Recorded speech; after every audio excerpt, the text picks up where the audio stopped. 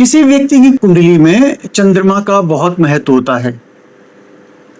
यदि मानसिक स्थिति का विचार करना हो, भावनात्मक सुरक्षा का विचार करना हो या उसकी धन की स्थिति का विचार करना हो तो हम चंद्रमा से ही विचार करते हैं। इसके अलावा यदि किसी व्यक्ति के अपनी मां के साथ संबंधों का विचार करना हो, उसके रक्त विकारों की बात करना हो या हार्मोनल इम्बैलेंस की बात करना हो तो हम चंद्रमा से ही पता लगाते हैं। यदि चंद्रमा नकारात्मक स्थिति में हो तो फिर व्यक्ति के जीवन में इन सभी चीजों में परेशानियां आना स्टार्ट हो जाती हैं। यदि चंद्रमा अपनी नीच राशि में हो, चंद्रमा की नीच राशि वृश्चिक राशि है, यदि चंद्रमा अपनी नीच राशि में है, डेबिलेटेड है, तो आप यह मानकर चलिए कि भावनात्मक रूप से ऐसा व्यक्ति असुरक्षित महसूस करता है। ऐसे व्यक्तियों की मानसिक स्थिरता खराब रहती है, मन में लगातार भटकाव रहता है, मन में लगातार विचार आते जाते रहते हैं और ऐसे व्यक्ति अक्सर देखने में आया है कि अज्ञात भय से परेशान रहते हैं। ऐसे व्यक्तियों के जीवन में कैश फ्लो बहुत कम रहता है, ब्लड रिलेटेड प्रॉब्लम्स इनको होती रहती हैं और हार्मोनल इम्बैलेंस से ये परेशान हो सकते हैं। चंद्रमा जब भी अपनी नीच राशि में होगा तो व्यक्तियों की मानसिक स्थिति, भावनात्मक स्थिति, मां के साथ संबंध, कैश फ्लो से लेकर स्थिति, ब्लड रिलेटेड प्रॉब्लम्स को लेकर स्थिति हमेशा ही खराब रहने वाली है। नमस्कार, मैं संत त्रिपाठी आज अपने नए वीडियो के साथ आपके सामने हूं। आज की वीडियो का टॉपिक है चंद्रमा अपनी नीच राशि में कुंडली के सभी ग्रहों में किस तरह के प्रभाव डालता है। यदि किसी व्यक्ति की कुंडली में चंद्रमा 1 से लेकर 12 घरों में है तो वह अलग अलग घरों में अपना किस तरह का प्रभाव छोड़ेगा, इस बात का हम आज विचार करेंगे। सबसे पहले हम लेते हैं फर्स्ट हाउस को। यदि कुंडली में चंद्रमा फर्स्ट हाउस में वृश्चिक राशि में है, अर्थात कुंडली में फर्स्ट हाउस में 8 नंबर लिखा है और वहां चंद्रमा स्थित है, तो यह आपकी वृश्चिक राशि में चंद्रमा है। ऐसे व्यक्ति वृश्चिक लग्न के होंगे और वृश्चिक राशि के होंगे। ऐसे व्यक्तियों के अंदर हम देखते हैं कि ऐसे व्यक्ति बाहर से बहुत संवेदनशील होते हैं, लेकिन दिखावा इस बात का करते हैं कि ये आंतरिक रूप से संवेदनशील नहीं है। ऐसे व्यक्ति मानसिक चिंताओं से घिरे रहते हैं, मूड स्विंग्स की समस्या रहती है, मानसिक तनाव उन्हें बहुत ज्यादा परेशान करता है। ऐसे व्यक्तियों के अपनी मां के साथ संबंध कई बार कमजोर रहते हैं। ऐसे व्यक्ति हमेशा ही स्ट्रेस्ड रहते हैं, विचारों की रेल इनके दिमाग से हमेशा ही निकलती रहती है, विचारों पर ये नियंत्रण नहीं कर पाते हैं। ऐसे व्यक्ति चुपचाप अपने अंदर क्रोध को पीते हैं, इन्हें क्रोध होता है लेकिन अंदर ही अंदर दबाने का प्रयास करते हैं, लेकिन कई बार इनका क्रोध विस्फोटक स्थिति से बाहर निकलता है। ऐसे व्यक्ति बहुत ज्यादा बातूनी होते हैं और कभी कभी अपनी बातों पर नियंत्रण भी नहीं रख पाते हैं। ऐसे व्यक्तियों के अंदर गहरी असुरक्षा देखने को मिलती है और यही चंद्रमा यदि फर्स्ट हाउस में राहु से या केतु से दृष्ट हो जाए तो फिर ऐसे व्यक्ति अपने जीवन में विपरीत महादशा और अंतर्दशा में डिप्रेशन में भी जा सकते हैं या अवसाद इन्हें परेशान कर सकता है। अब हम बात करते हैं कुंडली के सेकंड हाउस की। यदि आपकी कुंडली में सेकंड हाउस में 8 नंबर लिखा है और वहां चंद्रमा स्थित है तो आपकी वृश्चिक राशि तो है ही है, लेकिन आपकी कुंडली में सेकंड हाउस में चंद्रमा अपनी नीच राशि में स्थित है। यदि आपकी कुंडली में चंद्रमा अपनी नीच राशि में स्थित है तो आपकी वाणी में, बोलचाल में अस्थिरता देखने को मिलती है। कभी बहुत कड़वा बोलते हैं, तीखा बोलते हैं, कभी मीठा बोलते हैं। आपकी वाणी में एकरूपता देखने को नहीं मिलती। आपका अपने पारिवारिक सदस्यों के साथ व्यवहार अच्छा नहीं होता है, संबंध अच्छे नहीं हो पाते हैं, आपका खान पान अच्छा नहीं होता है, आप जो भी खाते पीते हैं वह अच्छी स्थिति का नहीं होता है या उसे हम अखाद्य कह सकते हैं। यदि आपके सेकंड हाउस में चंद्रमा नीच राशि में है तो आपके मुंह में कुछ बीमारियां हो सकती हैं, दांतों में परेशानी हो सकती है, जीभ में छाले होने की समस्या भी हो सकती है। ऐसे व्यक्ति अक्सर देखने में आया है कि अपनी कमाई को धन संचय में नहीं बदल पाते हैं। इन्हें सेविंग्स करना इनके लिए बहुत मुश्किल का काम होता है। कभी कभी ऐसे व्यक्ति खाने के मामले में कभी बहुत ज्यादा खाने लगते हैं, कभी एकदम नहीं खाते हैं। यदि यही सेकंड हाउस राहु या केतु से पीड़ित हो जाए तो फिर ऐसे व्यक्तियों की पारिवारिक स्थिति बहुत खराब होती है, परिवार में इनके संबंध बहुत ज्यादा खराब हो जाते हैं। धन संचय करना इनके लिए बहुत मुश्किल की बात होती है और इनकी वाणी ही इनकी दुश्मन बन जाती है और अपनी वाणी की वजह से ये दूसरों को अपना दुश्मन बना लेते हैं। सेकंड हाउस में जब भी चंद्रमा नीच राशि में होगा और उस पर किसी पाप ग्रह का प्रभाव होगा तो ऐसे व्यक्ति अपने भावनात्मक फैसलों की वजह से कहीं ना कहीं अपने धन हानि का कारण बनते हैं, या हम कह सकते हैं कि इनको जो मॉनेटरी लॉस होता है वो इसलिए होता है क्योंकि इनके डिसीजन इम्पल्सिव होते हैं या बहुत ज्यादा इमोशनल होते हैं। अब हम बात करते हैं थर्ड हाउस की। यदि चंद्रमा थर्ड हाउस में अपनी नीच राशि में है तो ऐसे व्यक्तियों के अंदर साहस की कमी होती है, आत्मविश्वास की कमी होती है। ऐसे व्यक्ति अपने आप को बेहतर ढंग से प्रदर्शित नहीं कर पाते हैं, अपनी इनकी अभिव्यक्ति बहुत अच्छी नहीं होती है। छोटे भाई बहनों से इनके संबंध बहुत अच्छे नहीं रह पाते हैं। सोशल मीडिया के मामले में या जहां इन्हें अपने आप को प्रस्तुत करना हो वहां इन्हें परेशानी आती है। यदि थर्ड हाउस में चंद्रमा अपनी नीच राशि में है तो ऐसे व्यक्तियों को सोशल मीडिया पर अपने आप को प्रस्तुत करने में परेशानी बहुत ज्यादा आती है और ऐसी जगह इन्हें दिक्कतों का सामना करना पड़ता है। अब यदि हम फोर्थ हाउस की बात करते हैं, यदि चंद्रमा फोर्थ हाउस में अपनी नीच राशि में है तो सबसे पहले ऐसे व्यक्तियों के संबंध अपनी माँ से अच्छे नहीं होते हैं। माँ के साथ संबंधों में खटास होती है। जब भी फोर्थ हाउस में चंद्रमा अपनी नीच राशि में होगा तो इन्हें भूमि, भवन, वाहन अर्थात जमीन, मकान और गाड़ियों से संबंधित सुखों को प्राप्त करने में समय लगता है, या कई बार इन सब चीजों से संबंधित समस्याएं इन्हें बहुत ज्यादा परेशान करती हैं।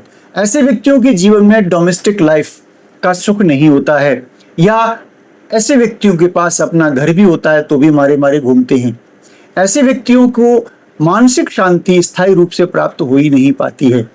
ऐसे व्यक्ति भावनात्मक रूप से और मानसिक रूप से हमेशा ही पीड़ित रहते हैं, चाहे मित्र हों, नौकर चाकर हों या कोई अन्य हो, या इनके अंडर में काम करने वाले व्यक्ति हों, वो हमेशा इन्हें धोखा देते हैं।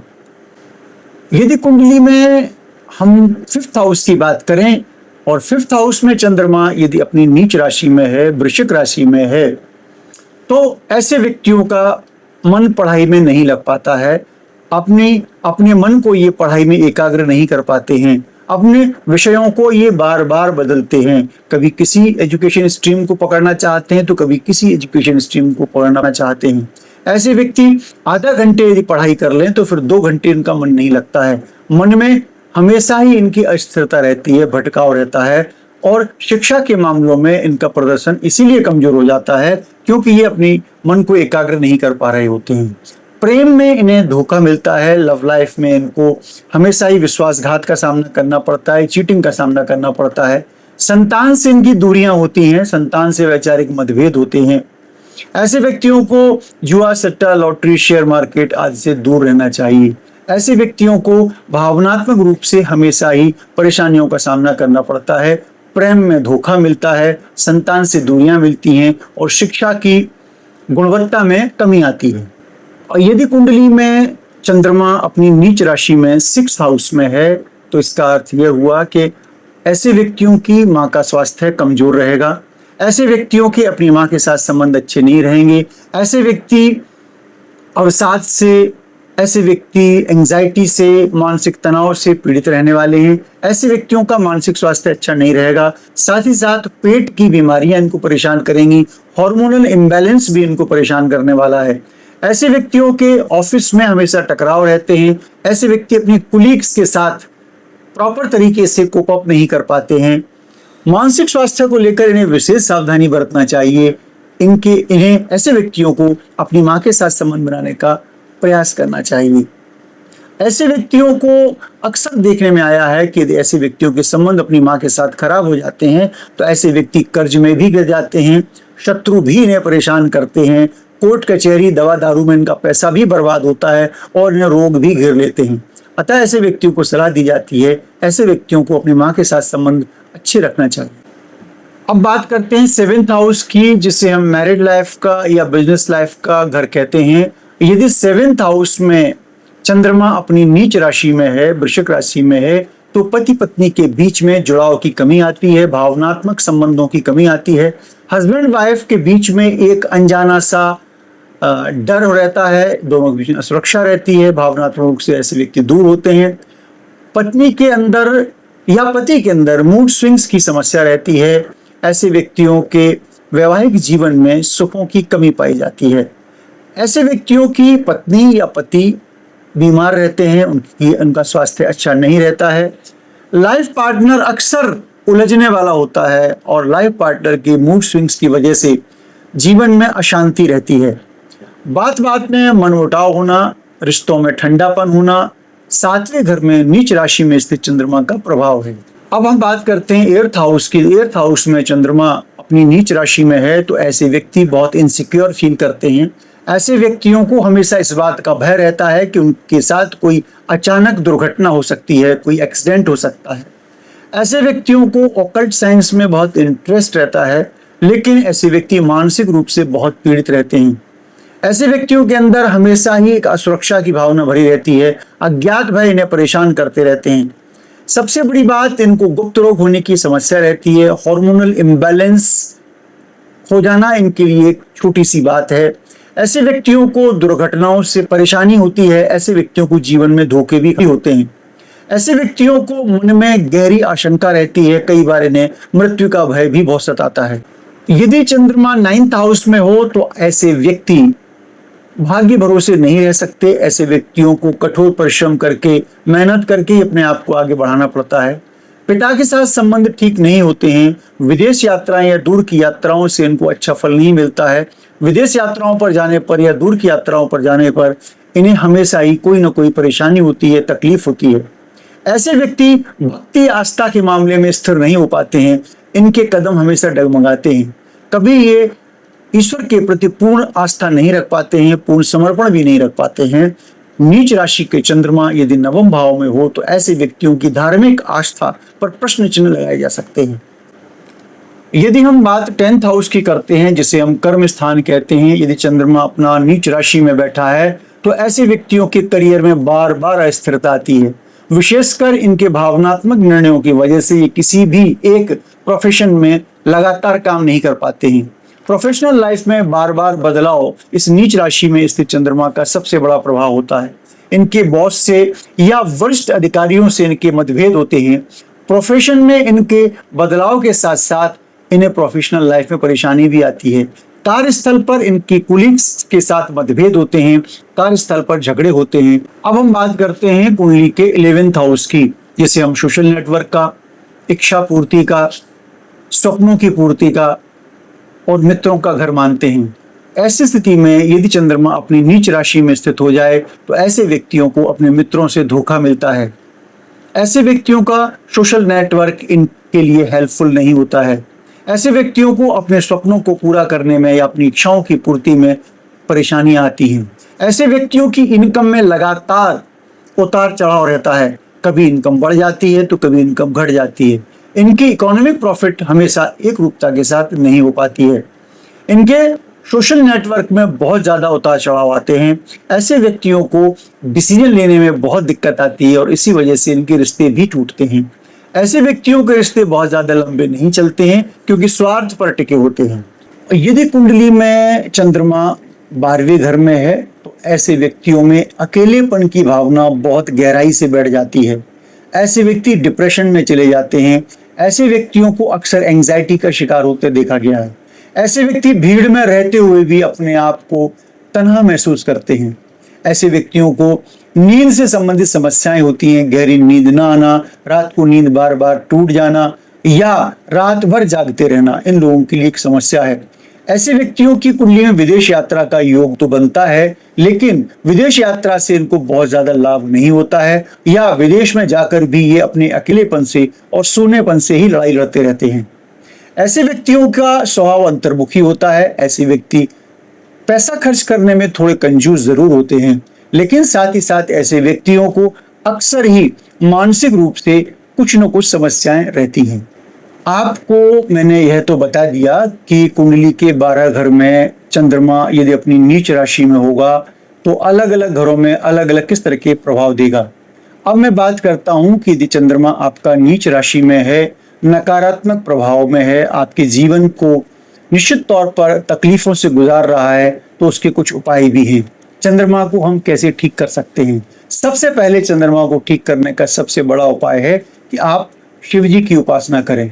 शिवलिंग पर आप सोमवार के दिन जल चढ़ाएं, जल में थोड़ा दूध मिला सकते हैं। आपको अपने चंद्रमा ठीक करने के लिए कभी भी पानी की बर्बादी नहीं करना चाहिए, माँ की आज्ञा मानना चाहिए, माँ का दिल नहीं दुखाना चाहिए। चंद्रमा को ठीक करना है तो चावल, दूध, सफेद वस्त्र आदि का दान करना चाहिए। सोमवार के दिन यदि आप शिव मंदिर पर बच्चों को दूध का वितरण करते हैं, लस्सी का वितरण करते हैं, तो भी आपका चंद्रमा ठीक हो जाता है। हमारे भारतवर्ष में बहुत पुरानी परंपरा है कि शरद पूर्णिमा के दिन खीर बनाई जाती है और उसे सुबह खाया जाता है। यह चंद्रमा को ठीक करने का सबसे बड़ा उपाय है। पूर्णिमा के दिन यदि आप खीर बनाकर बाहर छत पर रखते हैं, चांदनी रात में रखते हैं और सुबह अपने परिवार को खिलाते हैं, तो सभी व्यक्तियों का चंद्रमा ठीक होता है। आपको मानसिक दृढ़ता मिलती है, भावनात्मक रूप से आप मजबूत हो जाते हैं। आज का वीडियो मैंने अपनी पूरी क्षमताओं के साथ बनाया है, आपको बेहतर जानकारी देने का प्रयास किया है। यदि आपको जानकारी पसंद आई है तो आप इसे लाइक कर सकते हैं, आप दूसरों के साथ शेयर करें। यदि आपने चैनल अभी तक सब्सक्राइब नहीं किया है तो इसे सब्सक्राइब कर लें। और हाँ, एक बात ध्यान रखें, यदि आप कुछ कहना चाहते हैं, कुछ अपना सुझाव देना चाहते हैं, तो कमेंट बॉक्स में अपना कमेंट छोड़ सकते हैं। आपके कमेंट्स के आधार पर मैं अपने वीडियोस में अच्छी जानकारी देने का प्रयास करूंगा। नमस्कार।